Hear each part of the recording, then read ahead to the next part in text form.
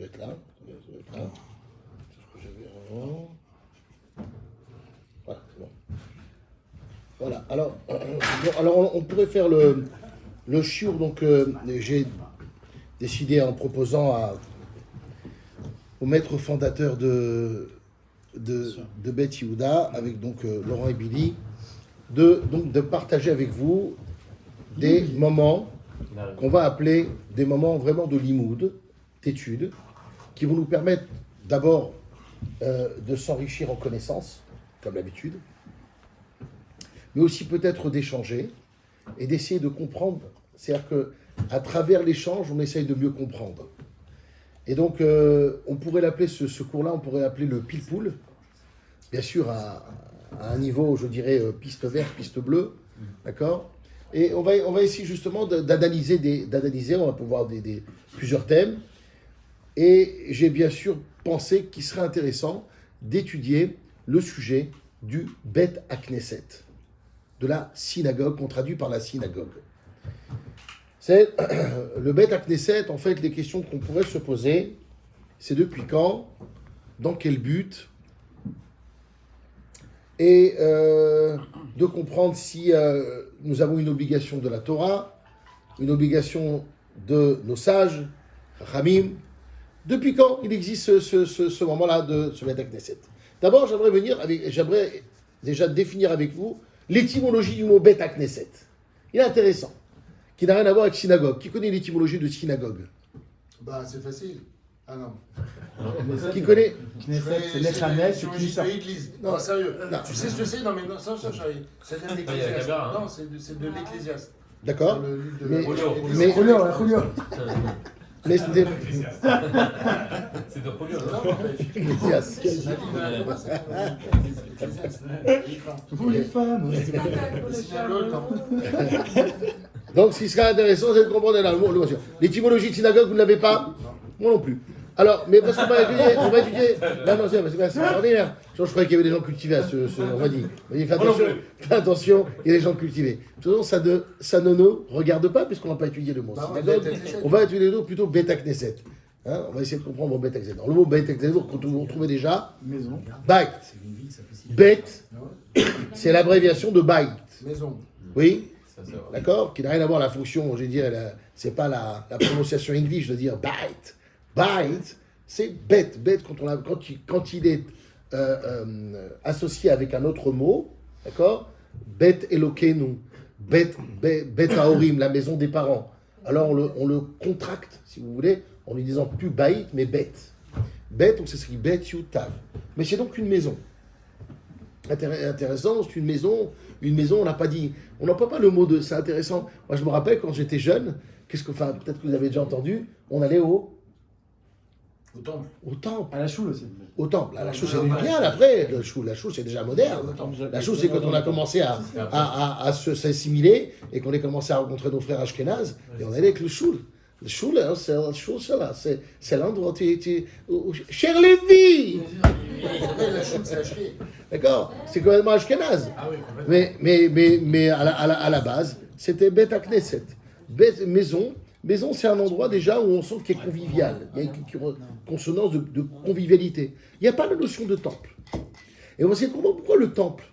Vous allez voir pourquoi Bet HaKnesset, c'est pas ça.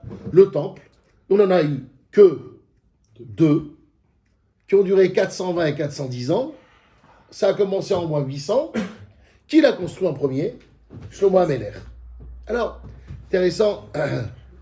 Non, là, parce que c'est sponsorisé. Ça s'appelle un placement produit. Voilà. Non, toutes les 10 minutes, on va passer devant la caméra. Il y a un fricassé qui va passer avec le truc. Un petit sorti tunisien. C'est le cinéaste. Tout est calculé. On pense rentabilité tout de suite, tu vois.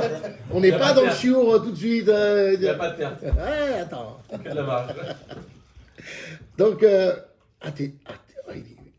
il filme le film. Alors,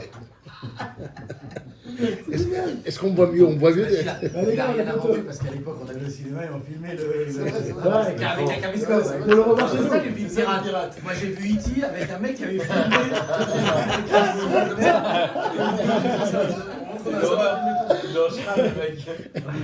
Très lourd la caméra. C'est comme ça là. Revenons au sujet. Le temple. Alors, le temple. Alors, juste qu'il faut se rappeler, si on devait définir l'aboutissement depuis la sortie d'Égypte, on va dire même depuis la création du monde, quel est l'aboutissement? Y a-t-il un aboutissement? Est-ce qu'on est arrivé à un cap, à un checkpoint où c'est l'histoire qui se passe et qui se déroule, et au fil des années, il se passe donc des péripéties, puis notre histoire, quoi. Quel est notre but en fait? Non, mais est-ce qu'il y a eu un checkpoint? Est-ce qu'il y a un moment où on a dit stop? Ça, il faut le savoir. Il y a eu un moment dans notre histoire, on a dit on est au top. Non. Je suis au top, non, je rigole pas, je suis au top. Au Sinaï. Au Mont Sinaï. Au Sinaï. Au Mont Sinaï, premièrement, on nous l'avons dit, nous sommes au top. Rappelez-vous, vous en rappelez? On va y mettre ta colonne. Pourquoi on était au top? Pourquoi ça veut dire quoi être au top? Au top, n'oublions pas. On a eu ce qu'on voulait. Quoi? La Torah. Non, la révélation d'Hachem, non. Ah, on était Israël. tous présents quand Hachem. Non, la révélation d'Hachem. Alors, on était dans Sinaï. Ah, quand on a été libérés. Juste, ce que vous dites, c'est juste. Mais pourquoi on dit qu'on on arrivait à un aboutissement? Pourquoi, c'est quoi l'aboutissement? Ah, Écoutez bien. c'est l'étape de la loi. Écoutez bien. Vous n'êtes pas obligé de répondre. C'est juste des questions pour que vous puissiez réfléchir en même temps que moi. Et j'attends pas tellement de réponses. Non, je Je suis rigole. habitué. Question rhétorique, on dit. Des questions rhétoriques. Écoutez bien. En fait, depuis la tragédie d'Adam Arishon, quand il a mangé son fruit interdit, qui était quel fruit d'ailleurs? Une pomme. Pam. Vous dites la figue, vous dites Le raisin. le raisin, vous dites La viande que je... Non, je rigole. la bourra. Effectivement, il y avait les 7 fruits d'Israël. La Gemara a dit qu'il y avait le fruit d'Israël. Il y avait aussi le blé. Il y avait tout ça. Bienvenue chez vous. Ça va pas venir. Super. Bon, Voilà. je vous embrasse tous. Il y en a deux qui sont là. Comment ça va? On a embrassé que les nouveaux. Hein. Ouais, ça va. Merci. Top. Vous êtes chaud? On est au top. On s'est régalé. C'est vrai? C'est vrai? Grâce à Dieu, Bon, vraiment. vous voulez autre chose? Rassasié. Parfait. Bon, Hachem, tout va au top. Mais c'est quoi le Il y a sujet du un jour? fond de bourra quand même qu'on peut Ah, je garder. vais venir le prendre. Voilà, c'est la. Pas. Mais on le garde, on peut pas bouger la bouteille ici parce qu'elle est en sponsor. Non, je vais le prendre dans la cuisine. Il y en a. Si on arrive à avoir le sponsor, on est refait. On va T'imagines? aller voir comme ça. Sponsorisé par Bocobza. Tu la connais, hein? Voilà, c'est mon héros avec. Ah, ça y est, Isaac, Moi aussi, je la connais. sponsoring. Sponsoring. Putain, on cherche du sponsor. On n'a pas Presse, la presse. Tu peux bien presse. Attaché de presse. Pillard. Attaché de presse, on a vu. Attaché de presse, on a trouvé. Papa, Bah oui. les bonbons. Allez, on reprend le cours. Ramène des haribots, on est là aussi. Grave. Haribo, c'est cachère. Alors, à la base, c'est pas un thème qui est marrant. Mais vous devez comprendre les choses. On veut si vous expliquer que j'ai envie avec vous, si vous voulez, que tous les thèmes du judaïsme qu'on a en nous et qu'on connaît, voilà, aller à la synagogue. Voilà. Vous voyez, des trucs simples. Je vais à la synagogue. Pourquoi? C'est génial. Pourquoi? On a le projet de faire une synagogue. Pourquoi faire? Pourquoi? Pour le coup. Ouais, le kiff, voilà, déjà. Est-ce Il y qu'elle en a plein qui te disent, mais il y a plein. Voilà, il y a plein de synagogues. il y a plein de synagogues. Saint-Didier. Voilà. Alors pourquoi vous voulez la Voilà, faire? la synagogue. Ça m'intéresse parce que moi, par exemple, je suis très pratiquant, très croyant, mais j'aime pas aller à la synagogue. Ah bah comme Laurent. On est les Ah, barres. c'est, hein, il a bien trop de synagogues de Marocains. Je change 10 fois de synagogue. pas synagoguiste. Pas du tout. Tu trouves pas? Non, mais est-ce que t'as pas trouvé la des Marocains, non? Il y a tout. Ouais, il y a des Marocains, il y a des Tunisiens, il y a des Germiens, il y a des machins. Faut Ça pas me marocain. saoule, j'arrive pas. Là, il faut faire la vôtre, c'est pour ça qu'on fait. Voilà, c'est ça. c'est Tout a été filmé. Tout est filmé. Non, mais Thierry, tu nous. Magnéto, ça. Serge. Thierry, tu ne me comprends ça au montage. Alors, Ouais, c'est pas bon. Oui, ça filme, mais ça va sur internet. ah oui, on vous entend du tout. On a beaucoup à couper là. Hein. Je sais pas ce qui va rester. La bouteille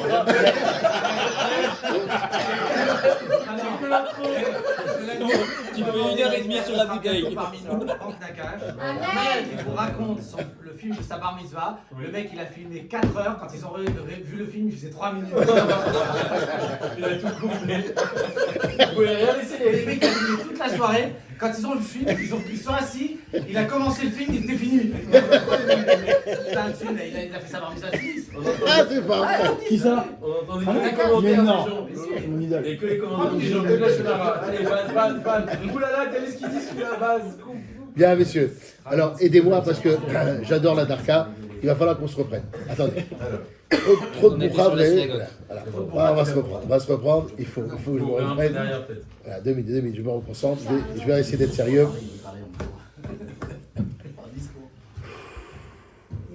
Allez. Et donc, on est comme ça, on est dans l'aboutissement. En fait, depuis, qu'est-ce qui se passe? Depuis Adam Arishon, Adam, qu'est-ce qu'il mange? Il mange un fruit interdit. Qu'est-ce qu'Hachem lui dit? À partir de ce moment-là, parce que tu as mangé, mot tamout, tu mourras. Tu pourras plus. Tu ne vas plus goûter l'éternité. L'homme, quand il était né, à la base, quand il a été créé par Hachem, devait vivre éternellement. Mais parce qu'il a fauté, Hachem lui dit, maintenant, je vais te faire goûter à la mort. C'est-à-dire, je vais te donner une limite. Tu ne pourras plus vivre éternellement. L'éternité ne sert à rien. Pourquoi? Ça, c'est développé par Moshe Shapira. Il nous fait comprendre une petite idée quand même, sur la notion du temps pour laquelle on pourrait revenir.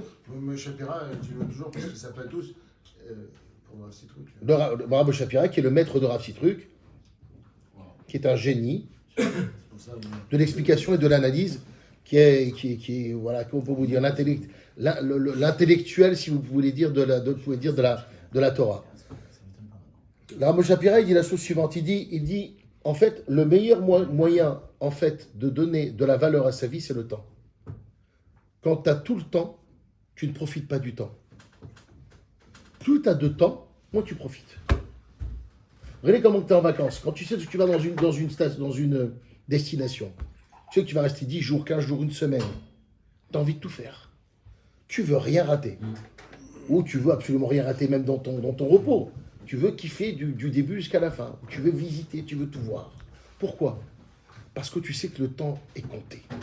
Quand le temps est compté, ça te donne une intensité au moment où tu dis que tu ne veux pas le rater. Vous savez, quand on vit un moment de joie, une bar mitzvah. Bon, aujourd'hui, on est tous avec nos téléphones pour essayer de filmer. Mais pourquoi? On sait qu'il y a l'intensité du moment, on sait qu'un jour, un moment, il va se terminer. C'est un moment qui se termine.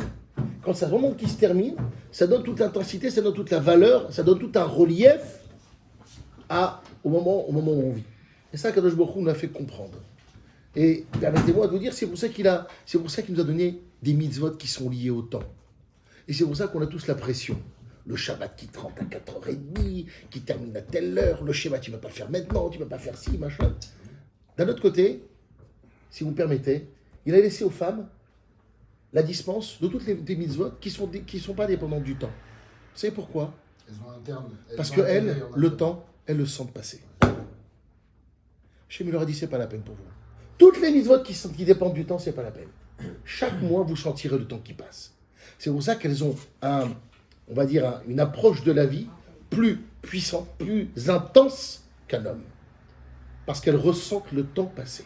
Bon, et nous? Ma femme me dit la semaine dernière, tu m'angoisses avec tes horaires et tes trucs. C'est ta part féminine.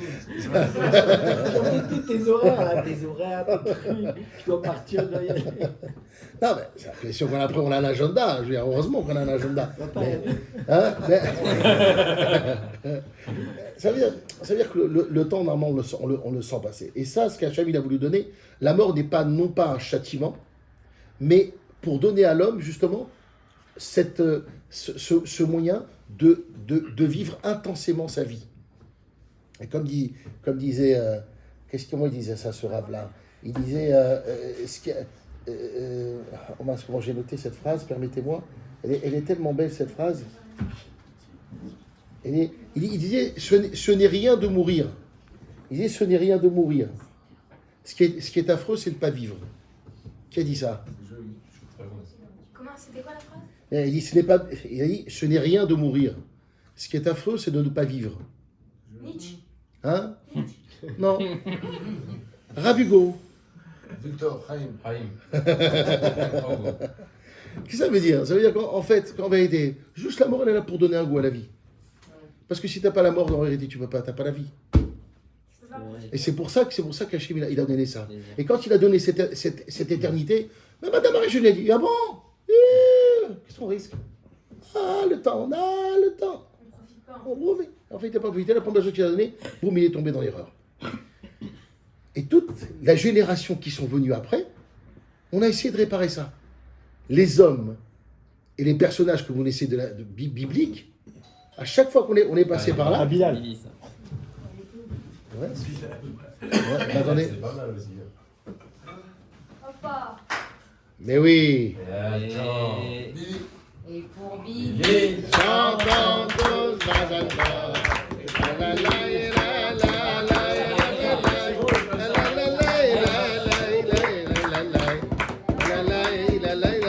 Allez, prenez sur la chaise, Allez. Oh mon frère Maguel, Ça tourne. Ouais, mais on coupera au montage. T'as raison, il va nous rester. Il nous faut un monteur aussi pour. Ah oui, Parce qu'il y a trop de censure, on peut pas tout mettre. Ça part en folie parfois. Alors, tu vas durer 3 minutes. Ah, Bill. alors, comment ça va? La fiancée? Allez, le cours là. Allez, plus de Adrien, c'est son prénom. Faut qu'on avance, hein. Il reste 2 minutes. Ah, ça va, merci. Mais c'est juste, c'est incroyable. Pas pour le look. Mais attends, Qui passe, sponsor. Ça c'est filmé. Non, le film. ok? Ça va aller? Vous êtes sûr? Ça va aller? Ça va aller. Hein? Regardez bien. Et donc, ce qu'on cherchait tout le temps, dans toutes l'histoire biblique, jusqu'au moment où on donne la Torah, en fait, on va à chaque fois essayer de réparer ce moment-là. Parce que l'homme, il a envie de vivre en vérité tout le temps plus longtemps. Parce que ça le saoule de savoir qu'il y a une limite. D'un côté, c'est vrai que ça nous donne, Hachem, il nous donne pour qu'on vive dans un idées. Mais quand tu es en vacances, qu'est-ce que tu as toujours envie? Ça continue. Que ça dure plus longtemps. C'est fou. Vous comprenez cette idée ou pas? Ouais. Et bien la même chose, c'est vrai que quand on est en vacances, on a toujours envie que ça dure plus longtemps. Et bien nous aussi, on se souhaite tous de vivre jusqu'à 120 ans, le maximum. On ne vous dit pas, puisque pour donner un alors on veut vivre que 40. Non, ça veut dire ça. On se souhaite tous le maximum. Et en vérité, ce qui a dérangé l'homme, c'est de vivre comme ça à un moment trop court. Mais Hachem, il a remarqué, vous savez qu'Adam Arishon, à quel âge il est décédé? 960 ans. 70 ans, 970 ans. Il a donné 30 ans à Moshe. L'inverse, il a donné 70. D'accord? Il a vécu 930 ans. Et jusqu'au déluge, jusqu'à Maboul, Hachem il a dit, bon, il vivait jusqu'à 930, 830, machin. Vous voyez, j'ai dit, quoi ça sert? Pour qu'il fasse que des bêtises. Hachem il a réduit, il l'a mis à 120. Et toute l'histoire jusqu'au Matan Torah en 2448 depuis la création du monde, ça nous a pris 2448 ans, puisqu'il a fauté il a fauté au premier jour de sa vie, Adam Arishona, vous le savez. Il est né le 6e jour de la création. Au premier jour, il fait connaissance avec le bon Dieu. À la 6e heure, il avait déjà fauté. Ça, il a fait vite quand même, tu vois le truc ou pas? D'accord? 6e heure, il avait déjà fauté. Il nous a pas laissé un petit peu de kiff, un peu de chir, un peu... Non, direct. Eh bien, 2448 ans, on n'a pas réparé ce moment. Et on arrive au matin de Torah, et pourquoi je vous dis c'est un aboutissement? C'est le premier checkpoint. Écoutez bien, c'est très important, vous allez comprendre énormément. C'est pas le but de faire un doctorat. Je vous donne vraiment des clés, vous comprenez quelque chose. À ce moment-là, dira Moshe Pira, et ça vous allez voir qu'on va arriver à Beth Knesset. D'accord? Ne bougez pas, voilà. Ben, Ezrat Hashem. Qu'est-ce qu'il fait? 2448, Dieu se révèle à nous, il nous dit Anochi Hashem Elokecha. Il nous crie comme ça, et tout le monde sait, ils meurent tous. Pourquoi? Nous dit les tests kabbalistiques, le Zohar HaKadosh de Rabbi Shimon Bar Yochai, sur le Dagan Alenu. Qu'est-ce qu'il nous dit? On a tous été happés par la parole d'Hachem. Quand il a dit le Anochi, le souffle d'Hachem, la voix d'Hachem, elle t'emporte.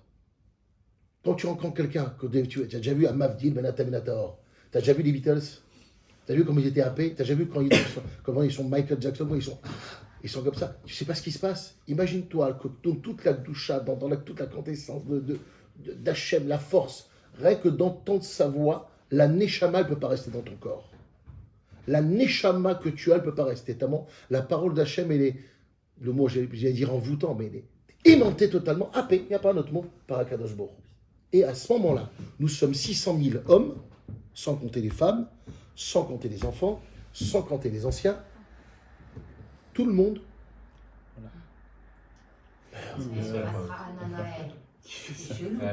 Ça a marqué ou pas? Ah, mais ça fait un partout. Vous avez marqué ou pas? On a réussi le coup, là. On a réussi le coup. On est des champions de la mise en scène. Mais quelle mise en scène! Mais quelle mise en scène! La vidéo est incroyable. La vidéo elle est incroyable. Faut tout couper. Non, mais c'était partout. Ça, c'est partout. La vidéo, elle est incroyable. Mais c'est que c'est un carton. Tout noir. Festival de Cannes direct. Ça, c'est fou. Paranormal Activity. Avec boîte de nuit comme ça et tout, c'est la folie. On n'a jamais eu ça. Oui, mais c'est peu. Et à ce moment-là, Donnez-vous la main. s'il vous plaît, mettez tous les mains sur la table. Donnez-vous les mains. Mettez tous les mains sur la table. Si vous la sentez trembler, c'est que l'énergie passe. Bon, je suis en forme. Je me calme. On avance. Regarde. Et à ce moment-là, tout le monde meurt. Moshe, il se retrouve tout seul, parce qu'il est seul, il est là-haut. Mais en bas, il regarde en bas, une scène, il voit tout le monde à plat. Il regarde Hachem, il dit, qu'est-ce que tu fais, Hachem? Il dit, je sais pas, moi je voulais leur donner à toi, je voulais me révéler. Il dit, mais il meurt. Qu'est-ce qu'il fait, Hachem? Il dit, comme je suis obligé de leur donner, parce que c'est le but du monde, j'ai créé le monde pour donner à la Torah. Mais si maintenant ils meurent tous, comment je vais faire? Je suis obligé de... Alors, qu'est-ce qu'il dit? Il dit, je vais leur redonner de la vie, et je vais leur enlever la mort. Je suis obligé. C'est le secret. Et à ce moment-là, Hachem, à ce moment-là, on reçoit la Torah. Pourquoi c'est un moment extraordinaire de don de la Torah? Parce qu'on redevient éternel. Il n'y a plus de pression. Super. On revit, on est éternel. Quoi qu'il arrive, on ne peut pas mourir. On est content. Hachem, il dit, bon, j'ai fait Anochi, je suis l'éternel. Il a dit, je. Je peux faire la suite ou pas? Il fait le Nochi. Il fait Anochi,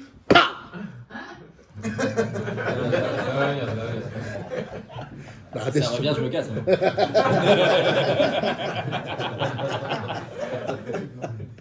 D'accord?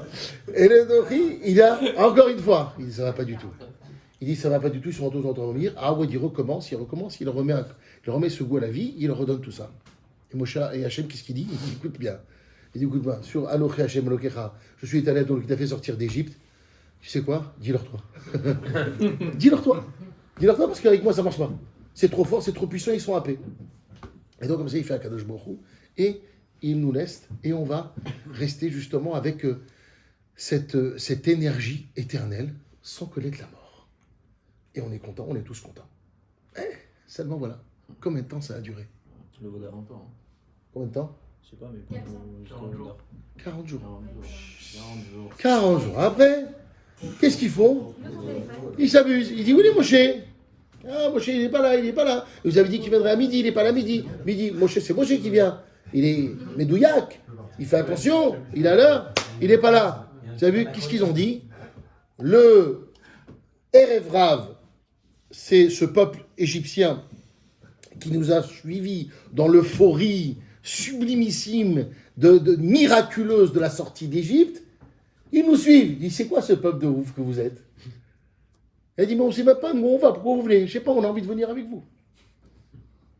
Et au premier moment où effectivement ils sont dans le désert, il dit, le GPS, c'est votre maître, c'est Moïse. Si Moshe, il n'est pas là, on est dans la Moïse. Moïse. Ben non. Alors, et là, qu'est-ce qui se passe? Il dit, on est perdu. Et qu'est-ce qu'on peut faire? Rien. Donc vous êtes foutus. Donc il nous faut qu'on crée quelque chose. Quoi? Je sais pas, inventez-moi, c'est qui est là qui est bon? Bah, Aaron. Aaron, c'est le frère de Moshe, il va nous faire quelque chose. Tu peux nous faire quelque chose, sors-nous quelque chose. Et effectivement, il prend tout l'or qu'ils avaient, des bijoux, il jette à l'intérieur, ça sort un veau d'or. Waouh, qu'est-ce qu'ils disent? Voilà, maintenant c'est toi notre Dieu. Hachem, qu'est-ce qu'il dit? Il dit waouh. Vous êtes encore éloigné de moi, je ne peux plus vous laisser encore une fois éternel. Je vous retire cette impunité, je veux dire cette éternité, je vous la retire. Et donc, au checkpoint, on a duré 40 jours, ça n'a pas duré, et on continue notre vie. Et on attend, on avance, Moshe est là, il passe par Yoshua, il passe la main, Yoshua, il n'entre pas en Israël, vous le savez, en Eretz Israël, il passe la main à Yoshua va entrer en Eretz Israël, et il va faire à peu près, il faut que je vérifie ça, je vais me tromper, je crois, 5 siècles. 5 siècles. Donc il va faire des guerres, bref. Yoshua va épurer la terre. Je vous passe les détails parce que ce n'est pas intéressant pour le thème. Et va arriver David Ameller. On va arriver Yoshua, on va arriver le premier roi d'Israël, Shaoul. Tout le monde se trompe en disant David. Le premier roi, c'est Shaoul. Le deuxième roi, c'est David Ameller. David Ameller, il s'est décidé, il dit, écoute-moi bien, je veux construire ton temple. Pourquoi? Parce que dans la Torah, c'est marqué qu'Hachem, tout ce que vous connaissez de tous les sacrifices, de tout ce qui concerne le lien avec Hachem, c'est le sacrifice. C'est égorger des moutons pour lui offrir pour Hachem. Pourquoi? On reviendra sur ça, c'est pas le thème maintenant de comprendre ça. Mais il veut faire des sacrifices. Et il dit, où est-ce qu'on fait des sacrifices? Dans la Torah, c'est marqué, c'est incroyable. Bamakom Asherifra Hachem, dans l'endroit que je choisirai. Comme si Hachem jouait à une sorte de top secrète. Il nous dit pas où est-ce que c'est. Dis-nous, Jérusalem, Yerushalayim, Aramoria, on le connaît, c'est là où il y a eu Kedat Yitzhak. Ça va les mots, si vous dites qu'il y a des mots que ça va pas, Kedat Yitzhak, le sacrifice d'Isaac. C'est là-bas, c'est là où Yaakov, il a rêvé de l'échelle. C'est là où voilà, oui, c'est ça suffit déjà. Donc c'est à cet endroit, dis-nous clairement. Non, Bamakom Asherifra, l'endroit que vous choisirez. Et dans toute la Torah, il n'y a presque aucune allusion, hormis celle qu'on a vue là il y a 2 semaines, mais il n'y a pas d'allusion à Yerushalayim. On ne sait pas où c'est. David Ameller va chercher. Il dit comme ça. Il dit, j'ai compris que le but de la sortie d'Égypte, le but de l'entrée en Eretz Israël, c'est quoi? C'est d'instaurer le centre du monde, qu'on ait un repère dans le monde. C'est quoi le repère dans le monde? Qu'Hachem est présent. Que c'est lui qui réside dans le monde. Et qui va le faire? David Ameller. Il va donc déjà épurer la terre de tous les ennemis. Il va faire la guerre. Le premier qui lui parle mal, qui lève la tête comme ça, David Ameller, il a combattu. Jusqu'à terminer sa vie, il avait tout épuré. Il dit maintenant, je peux construire le Beth Amikdash. Il dit non. Pourquoi? Tu as du sang sur les mains. Je laisserai ton fils Shlomo construire le Beth Amikdash. Effectivement, Shlomo est très jeune quand il prend la succession de son père. Il a moins de 20 ans. Il prend la succession et c'est lui qui va construire le premier temple. Et nous sommes dans le premier checkpoint depuis la création du monde, au moment où la résidence d'Hachem dans ce monde a une place. Laquelle? Le temple. Hachem a une place dans ce monde qui lui est réservée. Avant, c'était le Mishkan, le tabernacle, mais qui était transportable, qui était amovible. Et là, maintenant, Hachem a sa place. Et à ce moment-là, Shlomo Ameller va inviter les 70 nations. Nous sommes tous en paix. Il n'y a pas eu de moment aussi calme, aussi paisible, merci, que l'époque de Shlomo Ameller. Il invite les 70 nations pour l'inauguration. On offre des corbanotes, on offre des sacrifices pour chacun d'eux, et tout le monde est content. Et donc on a un lieu où Hachem réside dans le monde. Et comment c'était avant? On interdit après cela de faire des sacrifices en dehors du temple. Tu transgresses un interdit. Tu veux créer un lien, faire un sacrifice et faire un lien, puisque le mot korban veut dire karov, veut dire proche. Tu veux te rapprocher d'Hachem, avant le Beth Amikdash, avant le temple, là où tu choisissais, Bechol makom asher taskir et shemi, avo vavarecheka. Chaque fois que tu mentionneras mon nom, je viendrai, je te bénirai, nous dit, à l'époque d'Abraham Avinu. Ne t'inquiète pas. Et donc chacun, où il est, fait un autel, il offre des sacrifices, et Hachem est présent. Mais à partir de Shlomo HaMelech, il n'y a plus d'autre endroit où nous sommes autorisés à faire le korban de sacrifice. En quelque sorte, celui qui va donner le centre du monde, c'est-à-dire le repère de l'espace. Nous avions le repère du temps, mais il nous faut un repère dans l'espace. Qui est-ce qui va donc, comment dirais-je, Matérialisé. pas seulement matérialiser, mais composer cette idée de temps et d'espace? C'est Shlomo HaMelech. Le temps, nous l'avions avec la faute d'Adam Arishon, et l'espace, nous l'avons avec le temple. C'est un endroit où réside Hachem, où en fait, où on peut se dire, je vais et je me concentre vers Hachem. Mes pensées vont vers Hachem. À l'extérieur de là, je suis totalement, je vais dans ce qui m'intéresse, dans ce qui me pousse, dans ce qui me, d'accord, dans mes passions. Mais un endroit où je vais, c'est le Beth Amikdash. Et c'est cet endroit-là que je vais choisir. Tout va très bien. 420 ans après, à cause de Shfichut Damim, Gilouya Rayot, Avodah Zara, les 3 péchés capitaux, le meurtre, l'inceste, qu'est-ce qu'il fait? Hachem détruit le Beth Amikdash. Et meurtre, inceste, meurtre, Et idolâtrie. inceste et idolâtrie, merci.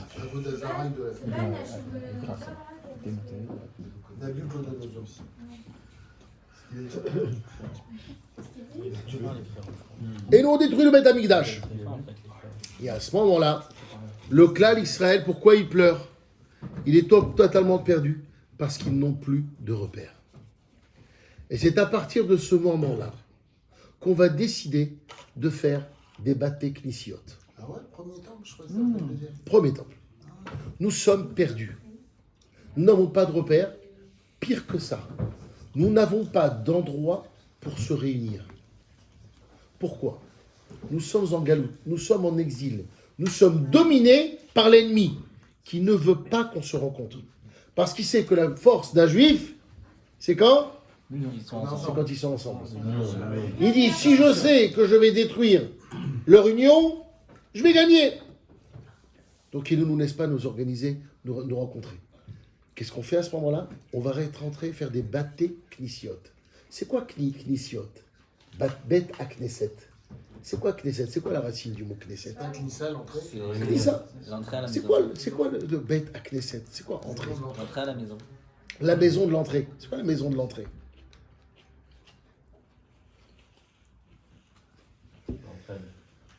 Non, pas l'entrée. L'entrée. Kanes, ça veut dire entrée. Mais c'est bête à Knissa et le A devant qui est important. Oui, le Bet à Knesset, c'est la maison de l'entrée. C'est l'entrée des juifs. C'est n'importe quel juif sera le bienvenu parce que c'est son entrée à lui. Exactement. C'est-à-dire que chacun va exactement. Ça s'appelle Chacun va définir son entrée. C'est-à-dire que l'entrée, elle est ouverte. C'est une entrée. C'est une entrée, ça veut dire... C'est une maison où on entre. C'est une maison où on va. Rien que juste. Mais pourquoi faire? Il n'y a pas de but. Juste tu rentres. Juste tu viens. Et c'est là la connotation déjà du premier notion étymologique du Bet à Knesset. Où on veut simplement les dirigeants de l'époque, les leaders, qui construisent des bâtés knisiyot pour qu'on se rencontre. C'est tout. Pas plus. On ne fait pris pas de gens dans un Bet à Il Knesset. n'y a pas de sacrifice. donc. Il n'y a plus de sacrifice. Rien que le bonheur de pouvoir se retrouver. Mais il n'y a pas encore les prières non plus. Pas de prière. Alors, je sais ce que vous allez me dire. En galoute aussi ou que en Eretz? Alors, on est en Babel. Et certains viendront dire, Babylone. en Babylone, oui, puisque nous avons été exilés. Vous savez combien de temps a duré notre exil? 70 ans. Nous avons été exilés. Et nous sommes revenus avec Ezra.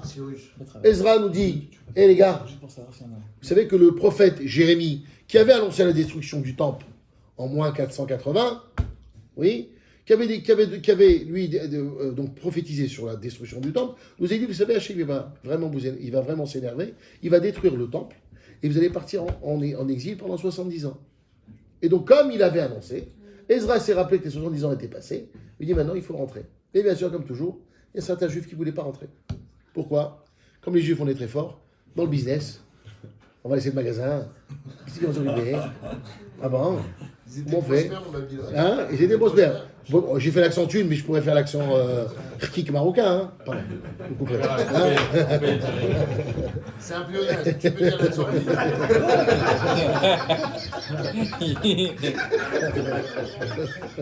Bon, on a fait une synagogue thune alors. Ah, quelqu'un va revenir. Non, mais c'était le but, hein. T'as marqué là, c'est ça. T'as marqué le premier cours, mais c'était En fait, on fait un repoussoir. On est cash. Non, on fait bien quelqu'un fasse des dons. Non, faut bien que quelqu'un fasse la prière. Aussi, ouais. Thierry.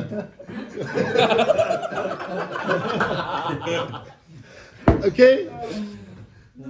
Et donc, c'est la première chose, ça que je voulais vous dire déjà, la première chose. D'abord, on veut juste entrer. On veut juste avoir ce... Ils avaient peur. Ils avaient peur de se retrouver, les Juifs. Ils se sont dit, mais vous ne pouvez pas vous imaginer à cette époque-là. On va dire, aujourd'hui, on ne le ressent pas. Il y en a qui diront, parce qu'on a l'État d'Israël, peut-être. Mais à l'époque, on a peur de dire qu'on est juif. Parce qu'ils zigouillent, mais ils zigouillent à la Macom, sur place. Il n'y a pas de jugement, il n'y a pas de machin. Tout le monde avait peur. Alors on disait, tu sais quoi, juste tu rentres. Viens, on a fait un bête à Knesset. Un endroit, une maison où tu peux rentrer, où tu peux te sentir bien. Et donc la première chose, c'est de savoir comment faire pour que celui qui vient au Beth Knesset, il soit bien. Et peut-être qu'on a oublié l'essentiel de ce mot Beth Knesset. Avant la prière, hein? Faire en sorte que celui qui vient, il soit bien. Mets-lui le menu. Il faut faire en sorte, il faut penser le concept, comment faire pour qu'il soit bien. Et pour ça, c'est vrai que ton bien et mon bien, c'est pas le même. C'est pour ça qu'il y a eu des bateknissiotes, Sfaradi comme ci, Sfaradi comme ça, un peu de Babylone, l'autre les Jérusalem, l'autre les Juifs du Nord, les Juifs de Beersheba, du Sud, enfin bref, toutes sortes de Juifs qui avaient besoin de se rencontrer, qui étaient en exil, qui voulaient se revoir, qui avaient besoin de vivre les mêmes choses. Et c'est pour ça que c'est fait. Et c'est pour ça que c'est à l'époque ça se fait comme ça. Et on l'appelle le Beth Knesset. En revanche, on a dit qu'il n'y avait pas de prière. Cependant, nous avons un texte. Tout ce que je vous dis, hein, j'ai préparé avec toutes les références, hein, évidemment, mais pour pas que ce soit trop lourd. Après, peut-être qu'on verra dans le texte. On verra dans le texte après. Il y a un Midrash qui nous dit que nos trois patriarches, qui sont Abraham, Yitzhak et Yaakov, eux, ont institué les trois prières, les trois tfilotes. Abraham a institué Shachrit, Yitzhak a institué Mincha, et Yaakov a institué Arvit. Et donc, si ce texte est juste et on y croit, s'il a institué la prière, c'est que donc la prière existe déjà. C'était aussi le nom des sacrifices. Alors, le sacrifice n'a lieu que le matin et l'après-midi, à l'époque du Beth Amikdash. Pas le soir. On ne fait jamais de sacrifice ce soir. Vous le savez. Pourquoi? Le soir est un moment de rigueur. Le korban, le sacrifice, est un moment de rapprochement, de miséricorde. On ne court-circuite pas ces deux thèmes, ces deux conduites. Il s'appelait Bereshit et Mincha, les deux. C'est pour ça que, pardon? Il s'appelait Bereshit et Shacharit et Mincha. Il s'appelle Korban HaShachar et Korban HaMincha. Et Korban HaTzaoraim aussi. Et on fait ces deux moments-là. La nuit, il n'y a pas de korban. On n'offre rien. Mais quand même, il y a marqué que... Alors c'est vrai. On nous dira après que, puisque les corbanotes n'existent plus, ils ont été remplacés par les prières. Mais ces prières existaient déjà. Ça veut dire quoi, en contrepartie des sacrifices? Puisqu'on nous dit qu'Avraham, Yitzhak et Yaakov ont fait leurs prières. Alors, bien sûr, le Rav Moshe Shapira s'interroge, je ne vous pas tout le coup de Rav Moshe, mais ce qui est très intéressant, c'est que ça veut dire... Oui, une question? Mais j'en prie. Ah non, j'ai une question. Avec plaisir, hein, j'attends que ça. J'attends que ça. L'idée, c'est que vous pouvez participer et vous me posez les questions qu'il faut, bien sûr. Ne me demandez pas l'heure. Okay? L'idée est que... ça veut dire quoi, instituer une prière de Shachrit? Qu'est-ce qu'il priait? Est-ce qu'il priait comme nous? Est-ce qu'on prie aujourd'hui? C'est sûr que non. Est-ce qu'il disait Eloké Avraham, Eloké Yitzhak, Eloké Yaakov? Éloquez moi-même. Eloké moi-même. Rien. Un peu de respect. Je m'aime, je m'adore. Donc qu'est-ce qu'il priait? Qu'est-ce que ça veut dire qu'il priait? En fait, on dit le Rav Moshe, ils ont mis des moments, ils ont créé des tunnels, ils ont créé des autoroutes. La prière est un moyen de se connecter avec Hachem. On parle avec Hachem. Mais aussi on se retrouve avec nous-mêmes. Parce que vous savez que la prière, souvent, on a tendance à penser, et malheureusement, c'est un rituel. On a aujourd'hui des sidurim. On a aujourd'hui des livres de prière qui nous font lire et on est là et blablabla. Et on dit, on ferme le livre, on a terminé, on arrive à la fin, Hachem Echad U'Shmo Echad, on a terminé. Mais est-ce que réellement on a prié? Ou on a lu la prière? Mais on n'a pas prié. D'ailleurs, en français, on dit « t'as fait ta prière ». En hébreu, qu'est-ce qu'on dit? « Itpalalta ». On ne dit pas « Asita et tfila ». Français que tu es. Oui? « Asita et tfila », ça n'existe pas. « Itpalalta ». C'est une action de prier. Est-ce que ta prière, est-ce que tu as passé un moment de prière ou tu l'as fait? Ça veut dire en quelque sorte, tu as lu ta prière. Tu as lu des mots parce qu'ils étaient inscrits. Pourquoi? Parce que la Gemara elle vient expliquer un passouk de la Torah où c'est marqué Ulovdo bechol levavchem. C'est marqué ça? Merci. Vous le servirez de tout votre cœur. Demande la Gemara, qu'est-ce que ça veut dire vous le servirez de tout votre cœur? Quel est ce service qui se fait de tout son cœur? La réponse est simple. C'est la tfila. Comment on peut servir Hachem de tout son cœur quand on l'aime, quand on lui dit des choses du cœur? C'est-à-dire qu'au fond, des fois la tfila elle n'est pas écoutée. On se demande, mais c'est pas possible, pourquoi la tfila elle n'est pas écoutée? Parce que peut-être qu'au fond, on n'est pas en train de prier, on est juste en train de faire la tfila, comme on dit. Parce que Aïka Chaser Mina Sefer, le principal manquerait peut-être au livre. C'est quoi? Liba Bae. C'est en araméen. Akadosh Baruch Hu, il a besoin que de ton cœur. Il a besoin d'un peu de sincérité. Et peut-être qu'on t'a donné une tfila aussi longue pour essayer justement d'essayer d'un petit peu de te tatouiller pour dire il y a peut-être quelque chose qui dans sa vie peut-être qu'il a besoin, dont il a besoin, qui peut-être il va peut-être à ce moment-là se lier avec moi. Il va peut-être demander quelque chose où il est sincère, où il dit réellement, il va reconnaître que je suis le maître du monde. Et alors il t'a donné des thèmes. Alors un qui va demander pour la rifoua, l'autre va demander pour la parnassa, l'autre va demander pour la femme, l'autre va pour avoir des enfants, l'autre va pour la shalom, l'autre va pour sortir de sa folie, l'autre va pour la... Enfin bref, chacun va trouver le moyen de trouver et de se connecter à Hachem. Et les Avot, ce qu'ils ont fait, c'est créer ce moment-là. Et ils se sont dit en fait, on a 3 moments dans la journée, on a le matin, on a l'après-midi, on a le soir. Et eux, ils ont dit, on doit avoir un moment à nous-mêmes. En fait, la tfila, nous, on comprend ça comme aller à un rituel et dire des mots et ressortir.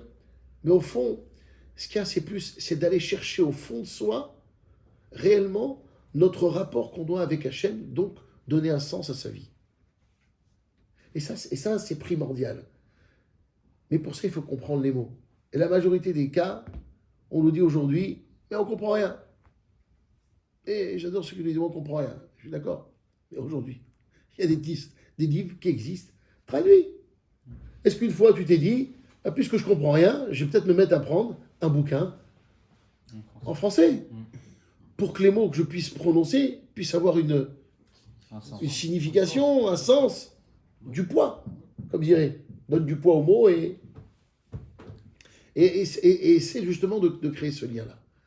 Alors, effectivement, donc l'idée est que ces Batek Nisiot, eh bien, ont tenu au premier Beth Amikdash, à la destruction du premier Beth Amikdash. Mais après, qu'est-ce qui s'est passé après 70 ans, on a dit?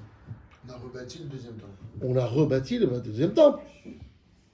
Donc du coup, on est là-bas, on se réunit, mais on ne prie pas, j'ai dit au premier Beth. Entre le premier et le deuxième, on ne prie pas. On est juste là-bas pour se réunir. C'est pas l'endroit où on prie. On n'a pas encore de sidour entre le premier et le deuxième. D'accord? On n'a pas de sidour. On n'a pas de Hachem Sevaday Tiftar, Eloké Avram, Eloké Yitzhak. Il n'y a pas tout ça. Il n'y a rien. Il y a juste de la rencontre. Et c'est tellement important de se rencontrer. C'est tellement important de former un Echad parce qu'on est tous éparpillés et que ça fait partie de la galoute, de l'exil. Que tout le monde se réunit. Pendant les 510 ans du deuxième temple, Non, 410. 410, pardon. 420, 410. Il a continué à avoir des Beth Knesset dans tout Israël, en parallèle. Alors, on était à Bavel. Je t'ai dit, on était à Bavel. Non, mais quand on est revenu, tu as dit on a... Alors, attends, je suis là, j'en suis là. ok. Alors, on revient. Qu'est-ce qu'on fait de toutes ces synagogues? Ah ouais, c'était ça, je veux dire. Plus de sens. Parce que maintenant, on a une nouvelle fois, on a le centre, tout le monde peut se réunir, et ça y est, on a enterré Israël. C'est vrai que le deuxième Beth Amikdash, il n'y a pas de roi juif. Nous sommes sous la tutelle et la domination des ennemis. Et on nous autorise, Ordous, Hérode, nous autorise, après un massacre, parce qu'il a voulu se racheter, vous connaissez l'histoire, après avoir tué du juif et du juif et du juif et du juif. Oui, tu te rends pas compte ce que tu as fait? Il dit, ok, qu'est-ce qui vous ferait plaisir? Bah, que tu puisses nous reconstruire le temple, ok, ça me fait plaisir, allez, c'est pour moi. Du sang, il a versé du sang, c'est marqué que les rues de Jérusalem étaient remplies de sang par Ordous lui-même. Il a égorgé des enfants, il a égorgé énormément. Et après, il nous construit. Et le mur, le temple, toutes les pierres que vous avez d'Ordous, de Hérode, vous les reconnaissez, elles sont faciles à reconnaître, parce qu'elles sont toujours avec une bordure sur les côtés. Vous repérez ça, vous verrez, la pierre, elle n'est pas nette, elle n'est pas toute lisse, elle a sur les côtés une sorte de bord comme ça. Et il va reconstruire. Donc on n'est pas tranquille. On ne nous autorise pas totalement. D'ailleurs, il faut qui s'occupe du Beth Amikdash. Quel est le grand patron, le grand prêtre? Le Kohen Gadol. Et le Kohen Gadol, qui c'est qui le choisit d'habitude? Le roi. Le roi qui choisit le Kohen Gadol. C'est les Kohanim, parmi les Kohanim, qui choisissent le roi. Celui qui est apte, en fait, à devenir, à nous représenter. À cette époque-là, non, c'est pas le roi. C'est qui? C'est l'empereur qui est responsable, qui représente l'empereur, le gouverneur, le consul, le gouverneur de l'époque, qui dit vous avez un Kohen à me présenter? Et si on lui présente le Kohen, Talmid Racham, érudit, qui craint Hachem, mais qui effectivement dans ses discours ne représente pas, ne sait pas trop échanger, c'est pas le kébot pour nous, il n'est pas très bien habillé, qu'est-ce qu'il fait dans la vie, il est juste rabbin. On ne va pas le présenter à l'empereur. Alors on présente qui? Vous n'avez pas quelqu'un qui pourrait nous représenter? Qui ça? On s'en fout, ce qu'il connaît, ce qu'il ne connaît pas. Donnez-moi un Kohen. Et à cette époque-là, on est complètement perturbé par l'argent. On est encore fort en faute dans les affaires. Et le Kohen va acheter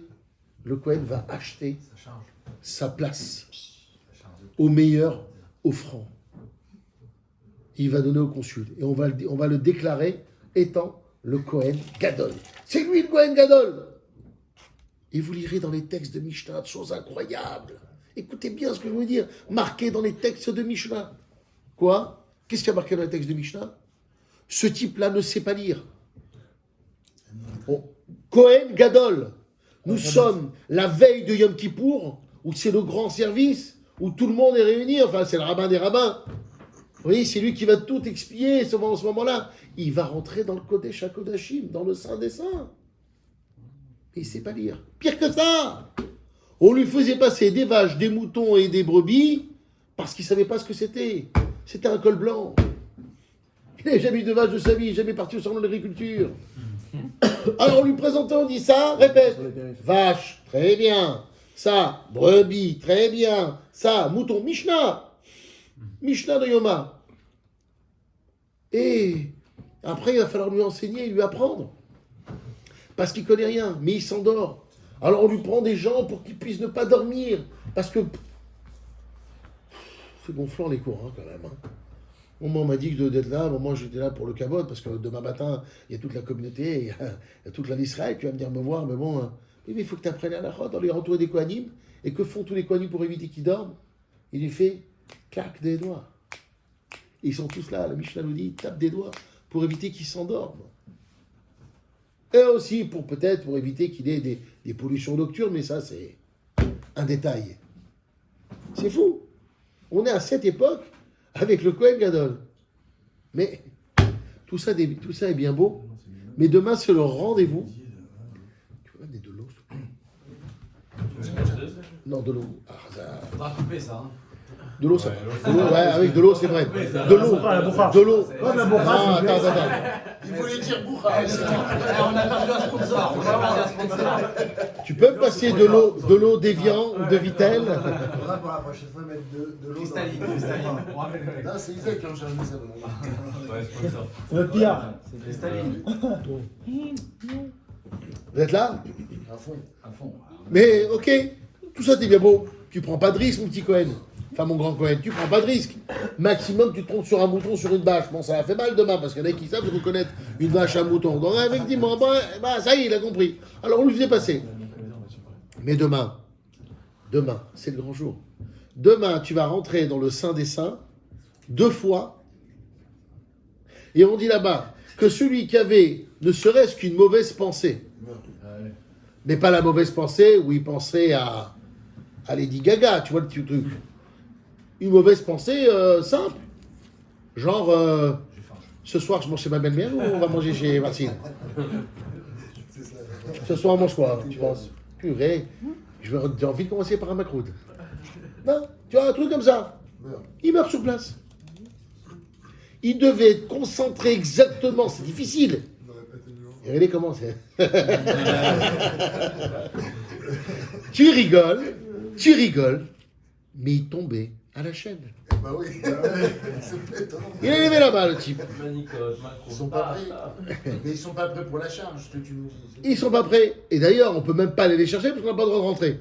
Et celui qui rentre. Donc on lui met des chaînes et on les prend. C'est ça ce qu'on appelle tirer à la chaîne. Hop, on les tire. Et on en remettait un autre. Et le suivant, au suivant, pareil. Mais comme ils avaient tous acheté leur place pour être en second, on dit moi je suis vice. Moi je suis vice. Et moi je suis vice du vice. Et moi je suis vice des vices. Moi je suis tournevis. Bref, allez, qu'est-ce qu'il est? Il est au top. Il paye. Ils vont tous tomber ce jour-là. Larchouma. Alors ils vont croire bien sûr que c'est à cause d'autre chose. En vérité, on sait pourquoi. Regardez comment on tombe facilement. Écoutez bien. Comment on fait tomber quelqu'un?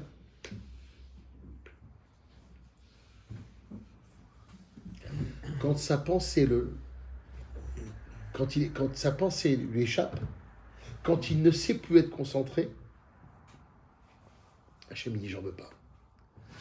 En quelque sorte, ça voudrait dire que le plus dur dans la tfila, c'est la concentration. C'est rien. C'est rien du tout. C'est lire. Waouh. Mais qu'est-ce que c'est dur de concentrer. Je connaissais un arabe qui disait à sa femme, il dit, je sais plus ce que ma femme m'a demandé de faire, il dit quoi, je vais aller prier, je suis sûr que je vais me rappeler. C'est ça, c'est quand tu as oublié quelque chose que tu devais faire, tu vas commencer à prier, fais tes idim, tu vas ça va venir tout de suite. Pourquoi? Parce qu'on ne sait plus se concentrer. On ne sait plus se concentrer sur un point. Terrible. On est tellement dissipé, tellement dispersé. C'est dur de garder le cap. Mais vous après des années, ce cher de fila. Alors je vais vous apprendre de ça. C'est un challenge de tous les jours. C'est un challenge, mais C'est c'est ça qu'il faut apprendre dans la prière. C'est un entraînement. Et si vous vous dites, depuis le début jusqu'à la fin de ma Hamida, je dois rester concentré, déjà, si tu ne comprends pas ce que tu dis, tu es sûr que tu tombes au premier. Au premier couplet, tu es tombé. Normal. Et si tu comprends, si tu dis que je vais rester concentré jusqu'au bout, tu tiendras jamais. Et moi, mon Rav m'a appris depuis que je suis à la Yeshiva, donc depuis 30 et quelques années, il m'a donné ce secret grâce à Dieu. Il m'a dit, tu vas pas te donner, tu vas donner paragraphe par paragraphe. Et dès que tu arrives à te concentrer sur un paragraphe, même si les autres, c'est pas grave, ton esprit s'échappe, laisse partir ton esprit. Va revenir, va repartir, va revenir, va repartir. Le principal, c'est que tu vas t'apprendre à faire un paragraphe sans être déconcentré sur les mots. Et tu verras qu'une fois que tu vas acquérir un premier paragraphe, tu vas apprendre à te concentrer sur le deuxième, troisième, quatrième. Et c'est comme ça que j'ai fait, grâce à Dieu, depuis des années. Alors je ne me vante pas, parce que moi aussi je suis pris par moi aussi, mais des moments où ça repart, ça s'en va. Et ça revient. Mais quand même, oui. D'accord? Mais, comme il a dit l'autre. C'est fait de tout petit rien. Ah non. Oh là, j'aurais pu dire ça va, ça vient. Ouais. Ça s'en va et ça revient. Non, ça va, ça vient. Tu la connais pas? La nouvelle. Bien sûr. Ah, ça va. Ou alors, ça revient. Voilà. Ou alors il y a un sidour, si je peux me permettre. Il est plus à la plage que moi, donc. Non, mais le sidour, porte de la délivrance, On a dit, on- qui est Qui est traduit. traduction mot à mot. Ouais, Voilà, mais la traduction ne Mais la suffit pas. concentration. Il a la Oui. concentration. Non, bien sûr. Et vous savez, en vérité, est-ce que c'est pas aujourd'hui? Et j'ai écouté un rave aujourd'hui. Il dit, vous savez ce qui se passe? Tu vas dire si c'est vrai, Adrien. Il va dire c'est vrai. Vous savez pourquoi on perd dans nos performances? C'est vrai pourquoi il n'y a plus des génies aujourd'hui? Bon, il y a peut-être des artistes qui sont des génies. Mais des génies, d'aller dire, dans la performance de quelque chose. Vous savez pourquoi il n'y a pas ça? Parce que nous sommes tous aujourd'hui déconcentrés. Ouais. Vous savez pourquoi? À cause de ça. Sur l'influence. On n'arrive plus, sauf quelques-uns qui arrivent encore à mettre ça, tu l'enlèves, tu t'enfermes. Si tu sais que tu as ça, il n'y a plus l'intensité du bam bam, bam bam, bam bam. Et nos rabbes nous prenaient la parabole suivante. C'est qu'une bouilloire, il faut 3 minutes pour qu'elle chauffe et qu'elle atteigne l'ébullition. Oui. Mais si tu fais 3 fois 1 minute, tu arrives à l'ébullition? Non. Non. Il faut 3 minutes suivies. C'est comme ça qu'on arrive à l'ébullition. Pour arriver à une performance, il faut aller sans être interrompu. On ne sait plus se concentrer. On ne sait plus être concentré sur quelque chose sans avoir une information, une notification, sans être déconcentré. Et pareil, c'est la concentration. Et vous savez, c'est pour ça que je dis, la tfila, elle est extraordinaire. C'est une éducation de concentration, la tfila. On apprend à se reconcentrer sur les points essentiels de notre vie. On est sans arrêt déconcentré dans l'essentiel. On se laisse avoir par des futilités ou par des choses qui sont vraiment futiles. Et on ne sait plus où est l'essentiel. On est perdu. Et on se noie dans ce qui n'est pas essentiel. La tfila, elle revient de mais reconcentre-toi. Quand tu ressors après ta tfila, tu vois tout de suite les choses différemment. Vous savez, je vais raconter cette histoire qui est extraordinaire. Le Chazon Ish. Vous avez entendu parler du Chazon Ish? Bien sûr. Vous connaissez Pelé? C'est mec. Vous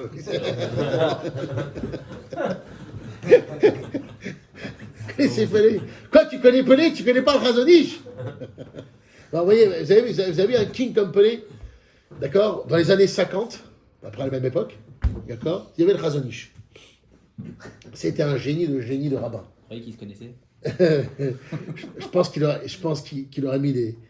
Non, bref. Alors, J'ai pas entendu. qu'est-ce qui s'est passé? Le Chazon Ish, c'était un génie, un homme de Torah, qui a vécu juste après la Shoah, qui est venu après s'installer. Avant la Shoah, il est monté en Israël dans les années 30. Il a fait sa Aliyah, il est arrivé à Tel Aviv. Bref, on ne l'a pas connu. C'était un rabbin qui étudiait. Et vers la fin de sa vie, on a commencé à voir le génie qu'il était, la connaissance qu'il avait, et la concentration qu'il savait, et la concentration qu'il avait dans son étude. Et un jour, il y a quelqu'un qui est venu le voir pour une opération qui était très, très, très compliquée. Et il lui demande, est-ce qu'il devait se faire opérer ou pas? Et le Chazon Ish, il lui dit... on était juste avant Mincha, et le Chazon Ish lui répond, lui dit, oui, il faut te faire opérer. Il faut te faire opérer. Alors, il était inquiet, il dit, ah bon, le Chazon Ish, il va faire une bracha pour pas me le faire opérer. Comment ça se fait qu'il me dit, il faut me faire opérer? C'est vraiment, ça l'a inquiété. Bon, son copain, il était parti pour prendre une bracha chez le Chazon Ish, et comme ça, il lui dit. Puisque c'était Mincha, ils sont tous mis à faire Mincha. Il prie. Et le type, il dit quand même, c'est quoi? Pas possible que Khazonji me dise ça. J'ai envie de lui redemander.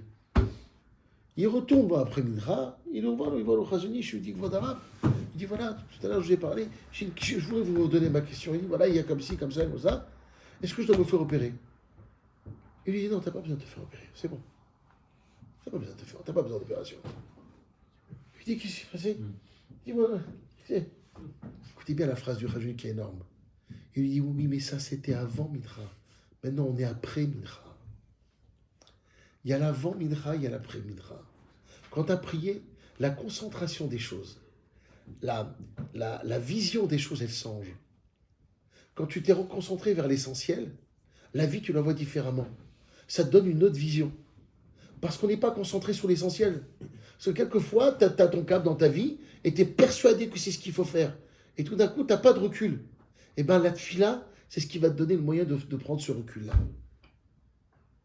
Et c'est ça qui est important dans une prière. Et c'est pour ça que les gens ne veulent pas tellement prier. Parce que d'abord, ça demande une concentration. Et c'est fastidieux. C'est gonflant. On a envie d'aller à la prière plus pour rigoler, pour manger. C'est vrai qu'on est à la base. Mais on va essayer de comprendre pourquoi prier à la prière qui est venue. Et bien là, c'est ce premier chapitre. On verra les chapitres suivants, si Dieu veut. Le deuxième, ça se fait en 2 tomes de cours, de shiurim. Mais déjà, je voulais vous dire ça. L'importance de la prière et pourquoi on a voulu instaurer la prière justement dans ces endroits. Le Beth à Knesset, en fait, c'est rentrer. Mais rentrer dans quoi? Rentrer vers l'essentiel. C'est ça le Beth à Knesset. C'est rentrer, savoir rentrer dans sa vie vers l'essentiel. Et ne pas se laisser disperser par ce qu'on a autour. Et voilà la première notion de Beth à Knesset. Et voilà pourquoi on l'a organisé. Voilà.